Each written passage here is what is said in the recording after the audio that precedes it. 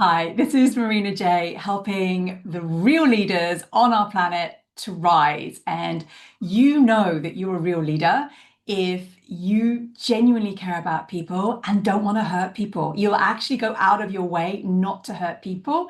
If you're leading with love, you are one of the real leaders on our planet. And I want to talk to you today about emotionally immature people and why it's very important you recognize the signs so that you're not slowed down from rising. Because an emotionally immature person is not a narcissist. There is a difference. I'm going to talk to you about who they are, but they can often have the same end result, which is that they drain you, which is that they drain you enough that you don't move forward enough and you don't rise quicker enough. So, if you have, or you know that you have an emotionally immature person around you, when it's all about them, but not about you. And you won't be seen or recognized by an emotionally immature person. And when you're in a relationship with them, it is one of the loneliest places for you to be because you'll think that you are in a relationship with them. But actually, you won't be seen, you won't be recognized, you won't be really held. And you may unconsciously keep trying to reach that potential that you think is there with them, that if I just listen to them more, if I just hold my needs back a little bit more because they're going through something right now. And what you'll realize is they're kind of always going through something. But if you remember that they only see themselves in this relationship and not you, you'll stop trying. And there can be grief with that. It can feel really painful to recognize that. But my darling, if you, and I know that you do, if you're here, you're somebody who sees so easily. But if you're not seen back, if your depth that you give out isn't met, you're not in a reciprocal relationship. You might practically be in a practical reciprocal relationship, but emotionally, you're not in an emotionally reciprocal relationship. And I often find that emotionally immature people, they don't have that ability to be that rock for you back, to hold space for you to feel and be without getting triggered themselves, without you being too much for them and then they can't take it, or they make it to mean something about themselves and then you feel bad and guilty and then you hold back. And you can't be fully yourself with them because to be fully yourself with them is to trigger them. So emotionally immature people, and this could be a parent, this could be a sibling, this could be a work colleague, this can even be clients, it can be anybody actually, but they cannot go beyond themselves. So literally, whatever this is, they can't go beyond it. They literally can't go beyond it. So they're only aware of how you affect them with your mood, with your needs, with your life. They can literally only feel from here to here. And this bit they feel. They don't feel from here to there. They don't feel how they land for you. They don't feel how what they say affects you. They don't feel how what they don't do affects you. They don't really see.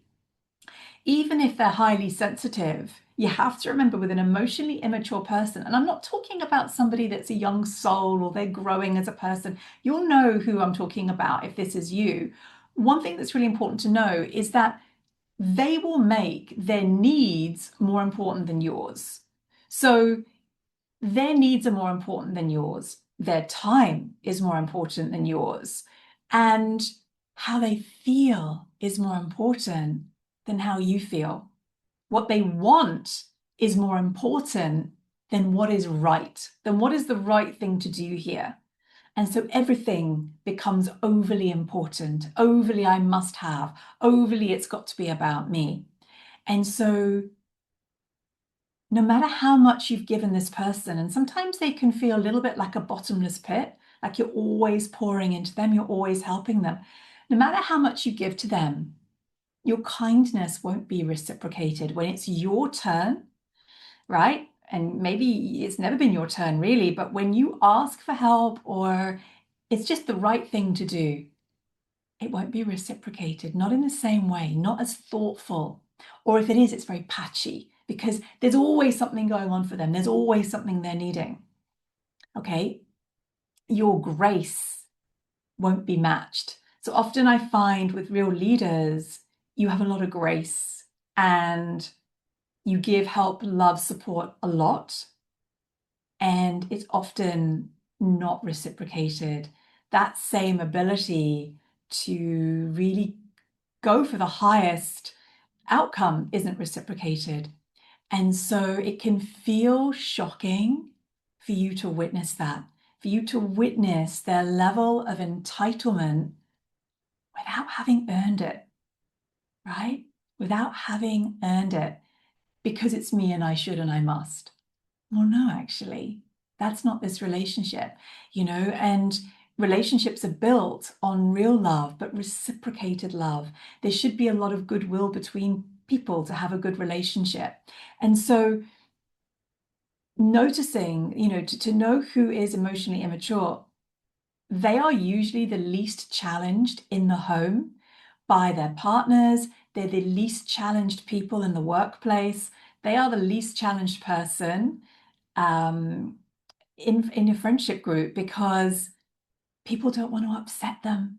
They don't want to hurt them. They're scared of upsetting them. They're scared of saying the truth because that emotionally immature person usually has very big outbursts or big responses, or they'll suddenly go cold, but they'll usually have a much bigger response to somebody just having a very reasonable need.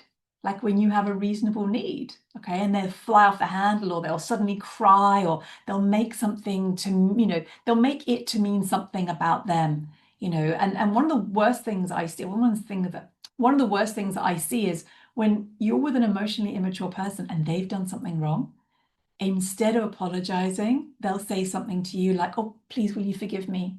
Please, will you forgive me? And it's like, it's still all about you. It's not about you. It's about me. It's about apologizing to me and making it right with me. And so if this is you and you're like, yes, then no, this can be a very draining person for you without realizing it. Or they only call you when they want or need something.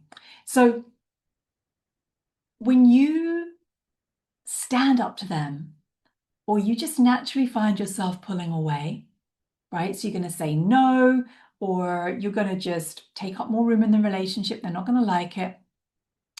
Their fragile ego has to make you the villain in their story, because otherwise it's them and they cannot be the villain. They don't want to be the villain. They feel like they've been through enough already, right? They feel like they've earned, now it's got to be about me. Now I'm choosing me. Now. But that is actually a very young soul that doesn't fully get it. It's not choosing me at the expense of you continually. That is not a relationship. That is a very selfish, immature relationship. And so I, you know, I look at them and I think, well, if you're not self-reflecting and you're making things right with me, you're just going to do it again and again and again. So I don't try harder. I don't try to explain myself again. If they haven't heard me or understood me the first time, they're making it all about them. That's okay. If you're not going to learn from me, the world's going to teach you.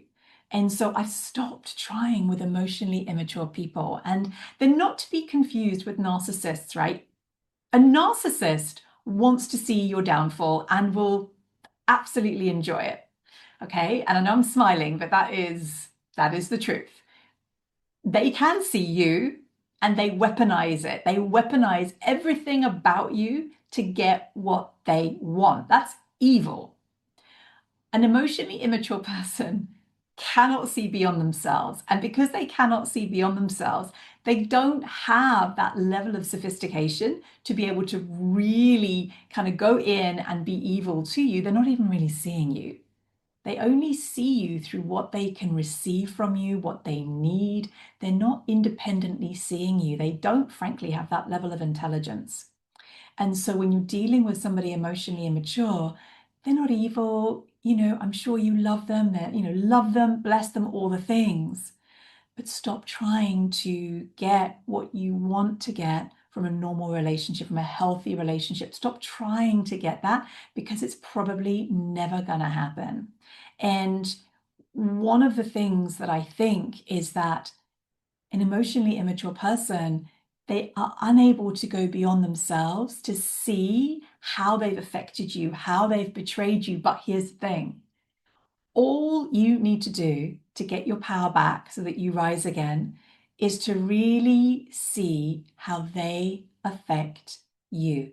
Not just what they need, because often they're loud in that group of people that you're in that structure that you're in. They're usually loud and what they need, and everybody's aware of their emotional energy, the mood that they're in, and everybody kind of tiptoes around them.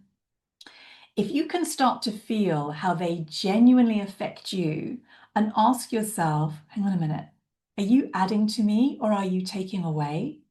You will start to make more and more decisions for yourself that actually honor you. You're going to have less energy leaking out to them, which means you've got more energy for yourself to rise in.